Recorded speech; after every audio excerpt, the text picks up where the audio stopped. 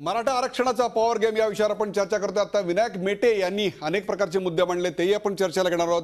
State OBC कमिशनच्या संदर्भात त्यांनी काही मतं नोंदवलेली आहेत, परंतु स्टेट ओबीसी कमिशन बरखास्त करणे हा कदाचित न्यायालयाचा अवमान असू शकतो का, याची शक्यता तपासून घेण्याची गरज आहे। मी जातोय प्रवीण गायकवाड यांच्याकडे। प्रवीण गायकवाड, जातीच्या आधारावर राखीव जागा याच्यात एक रिप्रेझेंटेशनचा भाग असतो, याच्यात गरिबी हटाव असा कुठलाही कार्यक्रम आपल्याला राबवता येत नाही, याची आपल्याला पूर्णपणे जाणीव आहे। याचं कारण खत्री आयोग असेल, बापट कमिशन असेल, त्याच्या आधीचं कालेलकर कमिशन असेल, या सगळ्यांनी पुन्हा पुन्हा मंडल कमिशन, केंद्रीय आयोग या सगळ्यांनी पुन्हा पुन्हा मराठा समाजाला यात अनुकूलता दर्शवलेली नाही। काय सांगाल, जर एवढी मागणी बरोबर असेल तर इतक्या सगळ्या आयोगांचे निकाल आपल्या विरोधात कसे गेले? नाही, सगळ्यात पहिली गोष्ट अशी आहे, शाहू महाराजांनी दिलं त्यात होतं, कालेलकर आयोगापर्यंत हे सगळं आरक्षण मराठा समाजाला होतं, हे अत्यंत स्पष्ट आहे। आता आपण ज्या काका कालेलकर आयोगानंतरचे जे राज्य आयोग म्हणतो, ज्याला खत्री आयोग म्हणतो, त्या खत्री आयोगाने 6 वर्ष काम केलं आणि महाराष्ट्र सरकारला शिफारस केली की मंडलच्या आधारे मराठा ही जात धरली नाही, म्हणून त्यांनी मराठा कुणबी, कुणबी मराठा हे एकच असल्याचा आधार घेतला आणि माननीय मुख्यमंत्री सुशीलकुमार शिंदे 1 जून 2004 ला समाज कल्याण मंत्री 1 जून 2004 ला जी आर निघाला। 1 जून 2004 येस, मी सांगतो सर, एक नीट व्यवस्थित सगळं सांगतो। 1 जून 2004 ला सुशील कुमार शिंदे आणि चंद्रकांत हांडोरेंनी जी आर काढला की मराठा कुणबी आणि कुणबी मराठा यांचा समावेश कुणबी या सदरामध्ये, जिथं लेवा पाटीलचा समावेश झालेला आहे। 1 जून 2004 नंतर आम्ही खऱ्या अर्थाने ओबीसीची मागणी केली, त्यापूर्वीपर्यंत आर्थिक निकषावर मागणी होती। पण मला ही गोष्ट तुम्हाला नीट लक्षात आणून द्यायची की मंडलचे जे 22 निकष आहे त्याच्या अंतर्भूत आर्थिक निकष सुद्धा आहे। आर्थिक निकष हे आहेच, कारण वर्ग कसे ठरवले की जाती व्यवस्था जी होती ती शोषित होती, शिक्षण बंदी, संपत्ती बंदी, शस्त्रबंदी अशा प्रकारच्या सप्तबंदी होत्या आणि जे जाती होत्या त्यांच्यावर अन्याय होत्या, म्हणून समूहाची कल्पना आली आणि वर्ग आले आणि वर्ग जे आहेत हे आर्थिक दृष्ट्या मागास आहेत म्हणूनच आलेले। सगळ्या एसटी समाजावर ज्याच्या जीवावर गेली हजारो वर्ष शेती या देशामध्ये पिकवली गेली त्यांच्याशी नाळ तुटू नये म्हणून आम्ही ओबीसीचा आग्रह करतोय। या देशामध्ये जर समता, बंधुता, न्याय, स्वातंत्र्य हे जर पिरॅम्बलला अभिप्रेत असेल तर मराठा समाज हा उच्चवर्णीय राहिला तर या देशामध्ये समता प्रस्थापित होणार कशी? मराठा समाज स्वतःला क्षत्रिय समजतो, पण सर मी स्वतः पुस्तक पुराव्यानिशी सिद्ध केलं की छत्रपती शिवाजी महाराजांचा राज्याभिषेक ब्राह्मणांनी नाकारला। शाहू महाराजांचं वेदुक्त प्रकरण हे 100 वर्षापूर्वीच आहे। अगदी परवाई युवराज छत्रपती संभाजी राजेंबरोबर मी त्यांच्या कुलदैवतेला शिखर शिंगणापूरला त्यांचा अभिषेक करायला गेलो तर तिथला ब्राह्मण तिथं म्हटला की ए शूद्र राजाचा अभिषेकाचा स्वीकार कर। आजच्या युवराज छत्रपती संभाजी राजेंना तिथला ब्राह्मण शूद्र ठरवतो, म्हणजे सामाजिक दृष्ट्या मराठा समाज हा मागासलेला आहे। प्रश्न असा आहे की कलियुगामध्ये 2च वर्ण आहेत, एक ब्राह्मण आणि शूद्र, आणि शाहू महाराज म्हणतात ब्राह्मण शेनवी कायस्थ पारशी वगळता बहुजन समाज। बहुजनांची व्याख्या सुद्धा स्पष्ट आहे। मग मराठा हा बहुजन समाजाचा जोपर्यंत घटक आहे आणि खुल्या वर्गात त्याला टाकलं जाईल तो त्याच्यावर अन्याय होणार आहे। आणि आज जोपर्यंत घटनेत दुरुस्ती होत नाही, सुप्रीम कोर्टाचा निर्णय बाद होत नाही, तोपर्यंत कुठल्याही कारणाने 50% मर्यादा ओलांडता येत नाही। मेटे साहेब सांगतात 52%, परंतु गोवारी समाजाला अजून न्याय मिळाला नाही। मला काही गोष्टी लक्षात आणून द्यायच्यात। मुस्लिम समाजाला आंध्र प्रदेशमध्ये 5% दिलं, ते हायकोर्टाने, सुप्रीम कोर्टाने नाकारलं। यूपी मध्ये मुस्लिम समाजाला दिलं, ते नाकारलं। जाटांना हरियाणामध्ये 5% दिलं, ते नाकारलं। 50%च्या पलीकडे कुठलीही मर्यादा गेली तर ती अन्यायी होती। सुप्रीम कोर्टाचे जज त्यावेळेस मराठाच होते, पी.बी. सावंत यांनी तो निर्णय दिलेला आहे। आणि क्रिमिलेअर हा सुद्धा आता बाद झालेला आहे।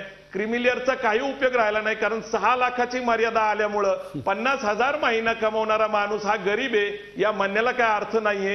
त्यामुळे आर्थिक निकष बाद होतात। आर्थिक निकषावर बोलणं हे अत्यंत चुकीचं आहे, हे समाजाची दिशाभूल करणार आहे आणि आम्ही त्याचा निषेध करतो। प्रकाश पवार, घटनेनुसार राखीव जागा फक्त अनुसूचित जाती जमाती यांची जी यादी आहे त्यांच्यासाठी आहे, त्यामुळं इतर घटकांचा मागासलेपणासाठी जातीच्या आधारावर विचार करणं हे घटनेच्या विरोधात होणार नाही का? काय सांगाल तुम्ही? 335 कलमानुसार SC आणि अनुसूचित जाती आणि जमाती यांच्यासाठी योग्य प्रतिनिधित्व नसेल तर देण्यासाठीच्या तरतुदी आहेत आणि त्या सातत्याने राबवल्या जातात. आता राहतो दुसरा मुद्दा, तो म्हणजे कलम क्रमांक 15(4) आणि कलम क्रमांक 16(4) या दोन कलमांच्या नुसार ज्या समाजाला प्रतिनिधित्व मिळत नसेल, पुरेसं प्रतिनिधित्व मिळत नसेल, त्या समाजाला प्रतिनिधित्व देण्यासाठी राज्य सरकार तरतुदी करू शकतं. दुसरा मुद्दा आहे की शैक्षणिक आणि सामाजिक मागासलेपण असेल तरही सरकार तरतुदी करू शकतं आणि आरक्षण देऊ शकतं. परंतु या कोणत्याच नियमांमध्ये आत्ता सध्या तरी मराठा समाज बसत नाही. म्हणजे कोणत्या अर्थाने सामाजिक सर्वेक्षण कोणी केलेलं नाही, शैक्षणिक सर्वेक्षण झालेलं नाही आणि मराठा समाजाचं पुरेसं प्रतिनिधित्व कुठे नेमकं नाही याचंही सर्वेक्षण उपलब्ध नाही. मग असं जर असेल तर मराठा समाजाला नेमक्या राखीव जागा कशा द्यायच्या हा सरकार पुढचा, आयोगापुढचा, निर्णय घेणाऱ्या व्यक्तीपुढचा प्रश्न आहे. त्याच्यामुळं केली जाणारी मागणी ही पूर्णपणे भावनिक मागणी आहे, लुटूपुटूचा खेळ असल्यासारखा हा प्रश्न उपस्थित होतो आणि त्याला राजकारणाशी जोडला जातो आणि राजकारणाकडे पाहत पाहत लोकांचं संघटन केलं जातं. अशी एक परिस्थिती निर्माण झालेली आहे. याच्यामुळं राज्यघटनेच्या दृष्टिकोनातून तर आरक्षण मिळणं हे अत्यंत दूरची गोष्ट आहे, कारण त्याच्यासाठी एवढे मोठे सर्वे करावे लागतील, त्या सर्वेची ऑथेंटिटी तपासावी लागेल आणि नंतर ही प्रोसेस घडू शकते, अन्यथा हे होणं शक्य नाही. तरीसुद्धा जात संघटनांचे नेते आणि राजकीय पक्षांचे नेते जणू काय मराठा समाजाला येत्या काळात 6 महिन्यात आरक्षण मिळेल अशा प्रकारची भूमिका घेत आहेत.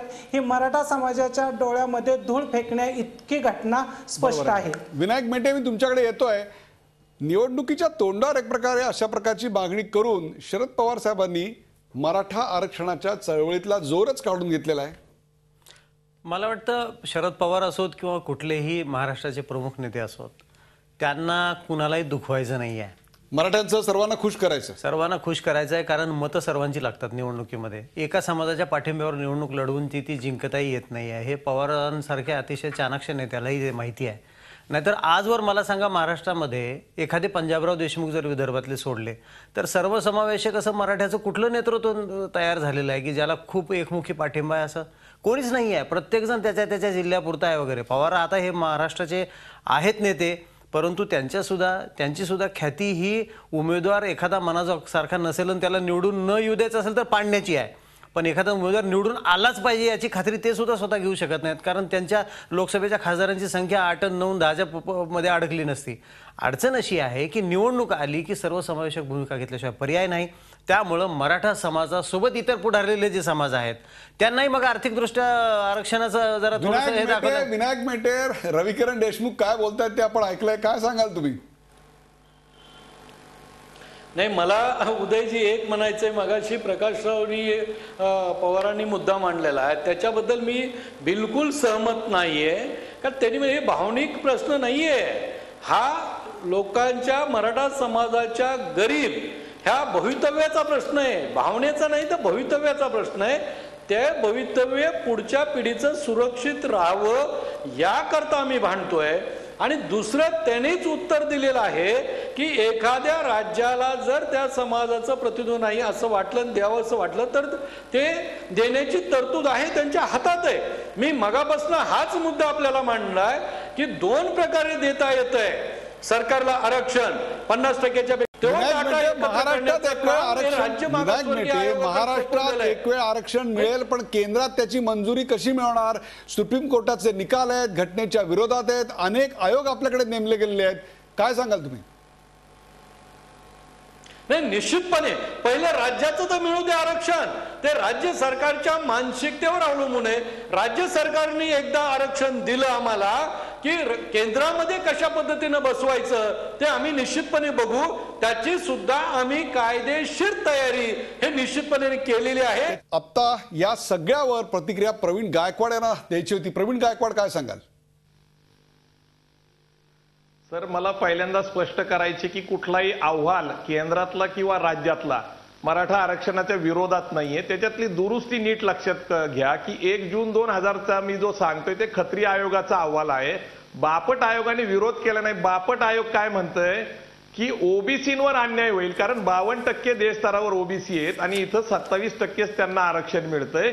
त्यांची संख्या कमी असल्यामुळे एवढा मोठा समावेशाचा समावेश झाला तर त्यांच्यावर अन्याय होईल. प्राचार्य बबनराव तायवडे नागपूर आणि ते ओबीसी संघाचे अध्यक्ष, तसेच ते 2 वेळा विदर्भाचे प्रतिनिधी होते विधान परिषदेचे. यांनी मराठा समाजाला आरक्षण मिळालं पाहिजे असं नागपूरमध्ये परवा नारायण राणे समिती पुढे सांगितलं. मला हे का सांगायचं तर हे कुणबी समाजाचे आहेत. दुसरं किरमिरे नावाचे एक ग्रहस्थ गोंदियामधले, यांनी पुस्तक लिहिलंय की मराठा कुणबी एकच आहे आणि ते 300 पानाचं पुस्तक आहे. काशेराव बापूंनी पुस्तक लिहिलेलं आहे की मराठा समाज आणि कुणबी हे वेगळे नाहीयेत. आणि हे सगळं सादर केल्यानंतर आलेलं आहे. आमची मागणी साधी सोपी आहे की मराठा कुणबी, कुणबी मराठा असं कुणालाही जातीचं प्रमाणपत्र मिळत नाही. प्रांत अधिकारी तसा देत नाही, जातीच्या आधारावर तसं देता येत नाही, कारण मराठा कुणबी अशा प्रकारची एक जात मान्य करता येत नाही. म्हणून आमची मागणी आहे की 1 जून 2004 ची दुरुस्ती करा. मराठा कॉमा कुणबी कॉमा लेवा पाटील एवढंच अपेक्षित आहे. कारण विनायक मेटे काय सांगाल तुम्ही? त्यांची मागणी तुम्हाला मान्य दिसत नाहीये. विनायक मेटे काय बोलाल? विनायक मेटे. नाही उदयजी, मी थोडस तुमच्या याच्यामध्ये आताच्या ह्याच्यामध्ये जरा थोडा बदल करतो. माझ्याकडं हा आपल्याला स्पष्टपणे हा बापट आयोगाचा अहवाल आहे. आतापर्यंत जे काही आयोग आले त्या आयोगामध्ये कसे खोटे आहेत हे मी आपल्याला सप्रमाण दाखवू शकतो. या बापट आयोगामध्ये स्पष्टपणे बहुतांश सदस्यांनी मराठा समाजाचा ओबीसी मध्ये समावेश करून त्यांना आरक्षण द्यावं अशी मतं मांडली असताना सुद्धा बापट साहेबांनी हेतुपुरस्पर मराठा समाजाला आरक्षण द्यायचंच नाही असा अहवाल दिला. त्यामुळे काही अहवाल हे आपल्याला मराठा समाजाच्या विरोधात आहेत असं वाटतं. पण त्या समितीत रावसाहेब कसबे होते, त्या समितीत रावसाहेब कसबे होते, DK गोसावी होते, लक्ष्मण गायकवाड होते. यांची मतं काय होती? हो नाही, रावसाहेब आणि भोईटे मॅडम त्यावेळी गैरहजर होत्या, त्यामुळे त्यांना मतदानाचा अधिकारच नव्हता त्या काळात, कारण त्या गैरहजर होत्या. भोईटे हे बघा, देगावकर आहेत, देशपांडे आहेत, त्या दोघांनी बाजूनी मतदान केलेलं आहे, त्या दोघांनी बाजूनी मतदान केलेलं आहे, परंतु उर्वरित सर्वांनी त्याला विरोध केला होता. आणि नाही, फक्त दोघांनी विरोध केलेला आहे आणि एकाने लेखी पत्र दिलेलं आहे. उदयजी माझा पण ऐका, लेखी पत्र अनुराधा भोईटे यांनी दिलेलं आहे, म्हणजे ते मत तुम्हाला ग्राह्य धरावं लागेल. उलट ज्या माणसांनी कुठेही क्षेत्रीय पाहणी केलं नाही, ज्यांचं 2 दिवसापूर्वी अपॉइंटमेंट झालं, असे रावसाहेब कसबेचं मत गृहीत धरलं आणि मराठा समाजाला एखादा सदस्य काल अपॉइंट झाला विधानसभेत म्हणून त्याला मतदानाचा अधिकार नसतो का? मला सांगा, एखादा सदस्य अपॉइंट झाल्यानंतर त्याला त्या सभागृहात 50 वर्ष असलेल्या माणसा इतकाच सदस्य इतकाच मतदानाचा अधिकार नसतो का?